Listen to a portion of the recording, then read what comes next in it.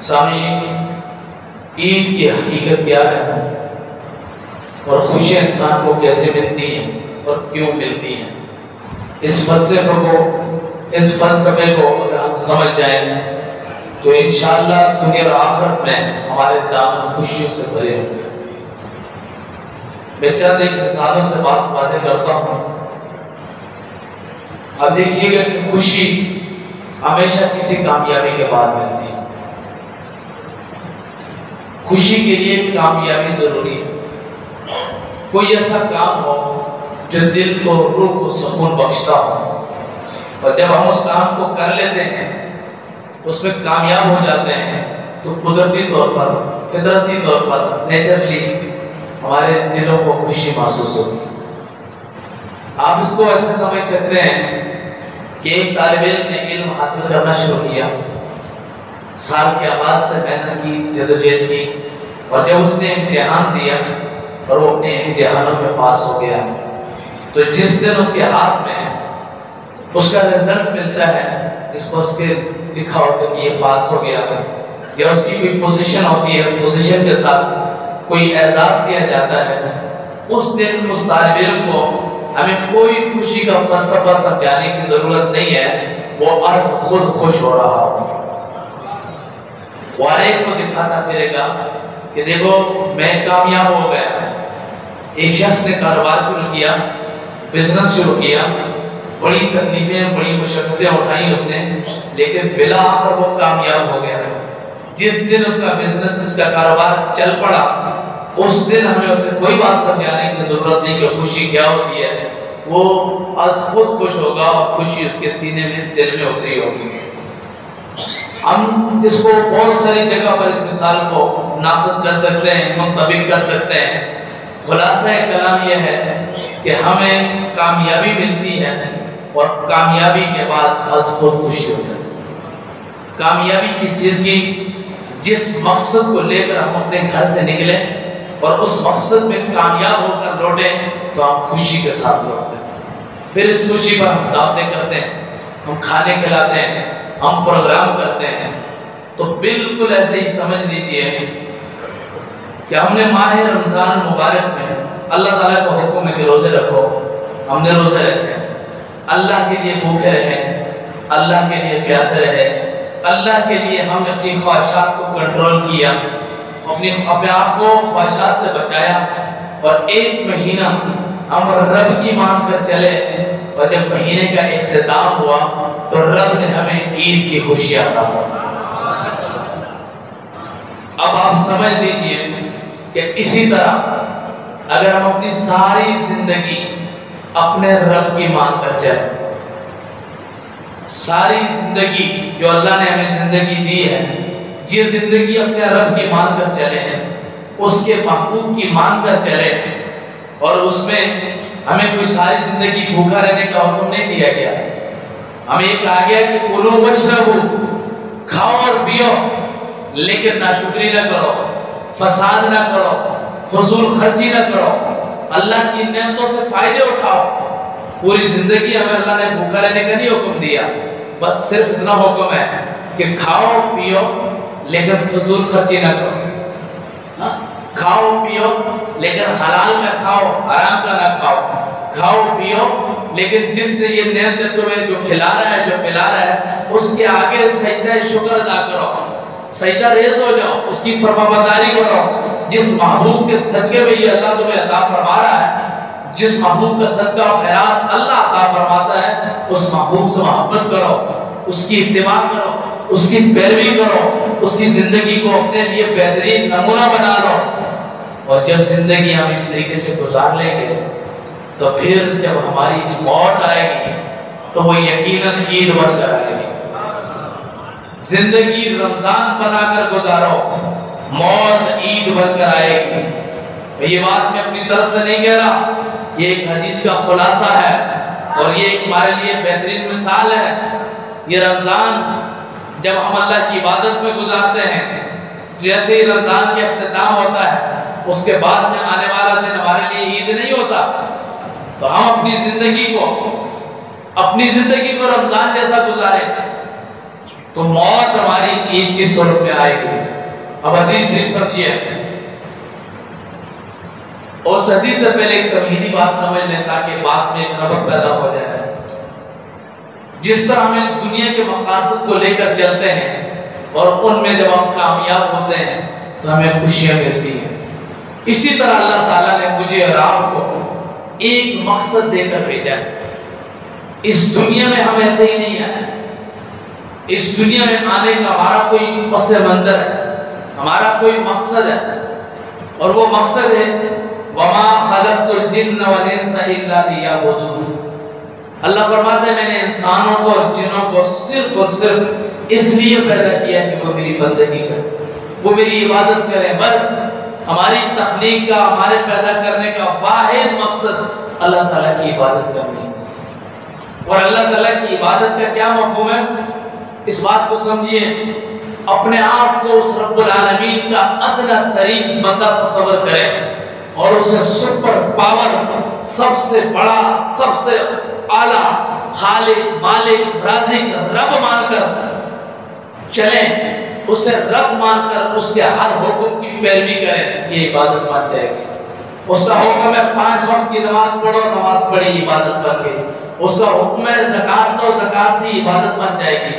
اس کا حکم ہے روزے رکھو، روزے رکھے، عبادت بن جائے گی. اس کا حکم ہے حج کرو، حج کیا، عبادت بن جائے گی. اس کا حکم ہے ماں باپ کی فرما برداری کرو، تابعداری کرو، اپنے ماں باپ کے ساتھ حسن سلوک کرو. ہم اپنے ماں باپ کے ساتھ حسن سلوک کرتے ہیں، اگرچہ یہ فطرت ہے محبت کا، لیکن جب ذہن میں نیت یہ ہوتی ہے کہ میرے رب کا حکم ہے کہ ماں باپ کے ساتھ حسن سلوک کرو، یہ حسن سلوک عبادت بن جاتا ہے. اس کا حکم ہے کہ اپنے بچوں کی پرورش کرو، کی تربیت کرو، اپنے آل اولاد، اپنے کنبے، اپنے خاندان، اپنے بچوں پر خرچ کرو. یہ حکم نہ بھی ہوتا تو تب بھی ہم نے فطرتاً کرنا تھا. کون آدمی ہے کوئی دلیل لیتا ہے اپنے بچوں کو پالنے کی؟ کسی کتاب سے پڑھ کر بچوں کو پالتے ہیں؟ نہیں، قدرت نے دل میں رکھی ہوئی ہے سب کچھ. لیکن جب اس کا حکم سمجھ کر کریں گے تو رب کعبہ کی قسم یہ پیسہ جو ہم اپنے بیوی پہ خرچ کرتے ہیں یہ بھی صدقہ ہے اور عبادت ہے. جو ہم اپنے بچوں کو پالتے ہیں، بچوں کو پالنا بھی عبادت ہے. جو ہم اپنے رشتہ داروں کے ساتھ اس نے سلوک کرتے ہیں، یہ اس نے سلوک بھی عبادت ہے. مولا کائنات شیر خدا علی المرتضیٰ سے کسی نے پوچھا کہ مولا کائنات آپ کتنی عبادت کرتے ہیں؟ فرمایا میں دن اور رات اللہ کی عبادت کرتا ہوں، میں ایک لمحہ کے لیے بھی اللہ کی عبادت سے غافل نہیں رہتا. کہنے والوں نے کہا کہ یہ کیسے ممکن ہو سکتا ہے؟ آخر آپ انسان ہیں، آپ کی کوئی طبی حاجتیں بھی ہیں، کوئی طبی حاجتیں بھی ہیں، آپ کی زوجہ بھی ہے، آپ کی ضروریات بھی ہیں. آپ دن اور رات 24 گھنٹے کیسے عبادت میں رہتے ہیں؟ تو سردار نے جواب دیا، فرمایا کہ میں ہر کام ایسے کرتا ہوں جیسے میرے رب کا حکم ہے، اور میں ہر کام ایسے کرتا ہوں جیسے میرے مصطفیٰ کا طریقہ ہے، مصطفیٰ کی سنت. اس لیے میرا ہر کام عبادت بن جاتا ہے. تو ہم ہر کام رب تعالیٰ کی حکم سمجھ کر، محبوب کریم صلی اللہ علیہ وسلم کی سنت سمجھ کر کریں گے تو وہ اگرچہ ہم اپنی ذات کے کام کرتے ہیں لیکن وہ کام بھی عبادت بن جاتے ہیں. عبادت کا اتنا سا مفہوم ہے کہ خود کو خدا کا بندہ سمجھو، خدا کو اپنا خالق، مالک، رازق سمجھو، حضور نبی کریم صلی اللہ علیہ وسلم کا امتی سمجھو، اور حضور کو اپنا نبی، رسول، رہبر، رہنما سمجھو، حضور کو اپنے لیے نمونہ سمجھو، اور حضور کے طریقے پر اللہ کی بندگی اور عبادت کرو. یہ عبادت ہے. یہ کیا ہے؟ عبادت ہے. بس اتنا سا مفہوم ہے. ہم گھر سے نکلیں گے، ہمارا نکلنا بھی عبادت ہے. گھر میں لوٹیں گے، لوٹنا بھی عبادت ہے. سو جائیں گے، سونا بھی عبادت ہے. بس اتنا سی بات ہے کہ اللہ کو خالق، مالک، رازق سمجھ کر اس کے حکموں پر چلتے رہو. اور اس کے حکموں پر کیسے چلنا ہے؟ جیسے مصطفیٰ کریم چلے، جو حضور کی سنت ہے، جو حضور کا راستہ ہے. اور حضور کا حکم اللہ کا حکم ہے. حضور کی اطاعت اللہ کی اطاعت ہے. حضور کی محبت اللہ کی محبت ہے. یہ الگ الگ نہیں ہے، کسی تفریق کی جا سکتی. ہاں، عبادت اور صرف اللہ کی ہے. کوئی عبادت اللہ کے سوا کسی کی بھی نہیں ہے. حضور نبی اکرم صلی اللہ علیہ وسلم کی بھی عبادت نہیں ہے. محبت آپ سے ہے، اطاعت آپ سے ہے، لیکن عبادت وہ صرف اور صرف اللہ کی ہے. تو سامعین، جب ہم وہ جنت سے آئے دنیا میں پھر دنیا میں ہمیں ایک مقصد دے کر بھیجا گیا اور اس مقصد کے اندر ہم کامیاب ہو کے چلے گئے۔ الدنیا مزرعۃ الآخرہ، دنیا آخرت کی کھیتی ہے۔ آپ جانتے ہیں کاشتکار، اس کاشت کا ایک موسم ہوتا ہے، کاشتکاری کا ایک سیزن ہوتا ہے، اور اس سیزن میں اگر وہ اپنی فصل کو کاشت کرے گا، فصل بڑی اچھی اعلیٰ اور عمدہ ہوگی، اور جب فصل اترے گی تو اس کو بہت بڑا فائدہ ہوگا۔ تو یہ دنیا پیدا ہونے کے بعد بالغ ہونے تک اللہ نے ہمیں سیکھنے اور سکھانے کے لیے مہلت دی ہے۔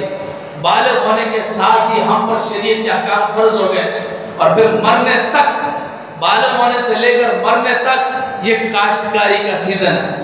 اس دنیا میں نیکی کو کاشت کرو، تقویٰ کو کاشت کرو، اللہ اس کے رسول کی محبت کو کاشت کرو، نیکیاں کرو، اور پھر کیا ہوگا کہ یہ آخرت میں یہ ہمارے سامنے پھل بن کر، اناج بن کر، اجر بن کر، ثواب بن کر، نور بن کر، ہدایت بن کر، دلیل بن کر، برہان بن کر، بلے صراط کی سواری بن کر ہمارے سامنے کھڑے ہوں گے۔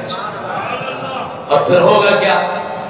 اب آ جائیں اس بات کی طرف، جب ہمارا جانے کا وقت آئے گا، اس دنیا میں آئے اور دنیا میں آ کر وہی کام کیے جن کاموں کے لیے ہم آئے تھے، ان میں محنت کی، ان میں جدوجہد کی، ان کو اعلیٰ طریقے سے کیا، عمدہ طریقے سے کیا، اور جیسے ہی کام پورا ہو گیا اب واپس جانا ہے۔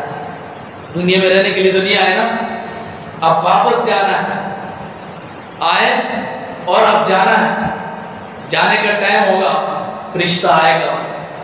اب کیونکہ بندہ اچھا ہے، اعلیٰ ہے، قیمتی ہے، تو فرشتہ اچھے روپ میں آئے گا، محبت بھرے روپ میں آئے گا، پھولوں کا ایک گلدستہ لے کر آئے گا جو اس کے سامنے پیش کرے گا، رب کا پیغام سنائے گا، روح ہنسی خوشی اتر کر اس میں داخل ہو جائے گی، اور مبارکباد کے ساتھ اس کی روح پرواز کرے گی۔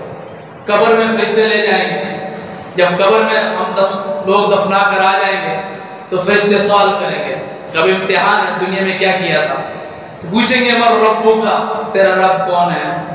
تو برجستہ کہے گا ربی اللہ، میرا رب اللہ ہے۔ پھر وہ کہیں گے ماں دینوں کا، تیرا دین کیا ہے؟